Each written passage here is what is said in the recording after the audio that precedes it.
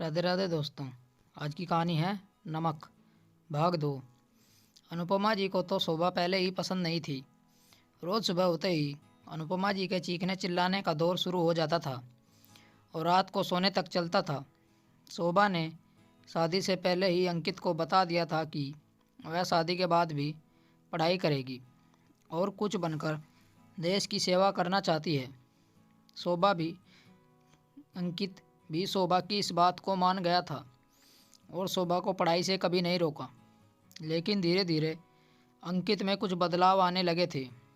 उसके अंदर एक चिड़चिड़ापन दिखने लगा था। अंकित अब पहले की तरह सपोर्ट भी नहीं करता था। शोभा घर का सारा काम ख़त्म करके अपने कमरे में गई ही थी पढ़ाई करने को। तभी अनुपमा जी की आवाज़ आई, जो दरवाजे पर खड़ी थी। उन्होंने कहा, बहू। शोभा बोली, जी मम्मी जी। यह क्या तुम फिर से फ़ोन लेकर बैठ गई? तुम्हें याद नहीं है क्या? आज जीजी अपने पूरे परिवार के साथ आने वाली है। मैंने तुम्हें कल बताया था ना। और तुमने अभी तक कुछ चाय नाश्ते का प्रबंध भी नहीं किया। रसोई तो खाली है।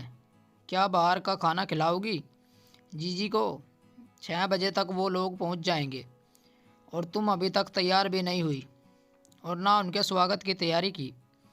शोभा ने कहा, मम्मी जी, मैं तो सच में भूल गई थी। बुआ जी आने वाली हैं। मैं अभी सब तैयारियां शुरू कर देती हूँ। अनुपमा जी ने कहा, और हाँ बहू, यह सूट सलवार नहीं चलेगा। जब तक बुआ जी हैं घर की बहू की तरह साड़ी ही पहनना। और शादी में जो जेवर दिए थे वे सब तो तुम्हारे पास ही है ना, या मायके में दे दिए? मेरे पास ही है मम्मी जी। आप ऐसा क्यों बोल रही हैं? अनुपमा जी ने कहा, ठीक है तो वे भी पहन लेना, नहीं तो जीजी सोचेंगी हमने तुम्हें कुछ नहीं दिया। शोभा ने कहा, लेकिन मम्मी जी, मैं साड़ी पहनकर काम नहीं कर पाती हूँ। फिर अनुपमा जी बोली, यह सब मुझे नहीं पता, पहनना है मतलब पहनना है। इतना कहकर वे बड़बड़ाते हुए अपने कमरे में चली गई। शोभा की समझ में नहीं आ रहा था क्या करे। वह सब कुछ छोड़कर किचन की तरफ भागी और जल्दी जल्दी नाश्ते की तैयारी में लग गई। पहले नाश्ता बना लूँ, फिर तैयार हो जाऊंगी। शोभा अभी नाश्ता बना ही रही थी कि दरवाजे पर हॉर्न की आवाज़ सुनाई दी। उसने किचन से बाहर आकर देखा तो बुआ जी अपने पूरे परिवार के साथ आ गई थी और साथ में अपनी नई बहू को भी लाई थी, जिसकी अभी कुछ महीने पहले ही शादी हुई थी। शोभा जल्दी से वापस आकर नाश्ते की तैयारी में लग गई और दूसरी गैस पर चाय बनने रख दी। तभी सास की आवाज़ आई, बहू कहाँ हो, इधर आओ, बुआ जी आ गई हैं। शोभा किचन से बाहर आई तो सास उसे देखकर गुस्से में तिलमिला गई, लेकिन मेहमानों के सामने कुछ कह नहीं पाई।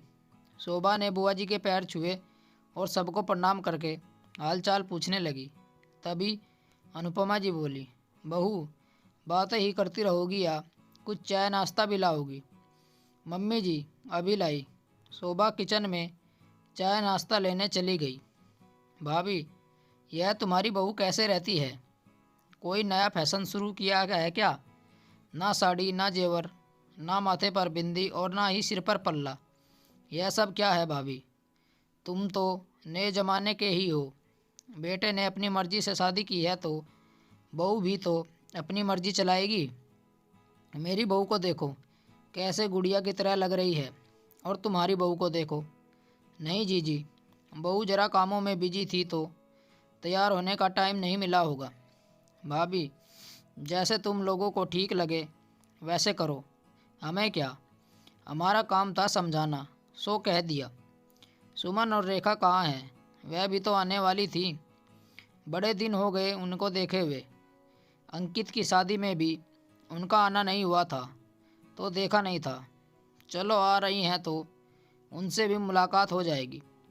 अच्छा है, सारा परिवार एक साथ इकट्ठा हो तो अच्छा लगता है। हाँ, वह दोनों तो परसों आने वाली हैं। अच्छा चलो जीजी, आप कपड़े बदल लो और थोड़ा आराम कर लो, सफ़र में थक गई होंगी।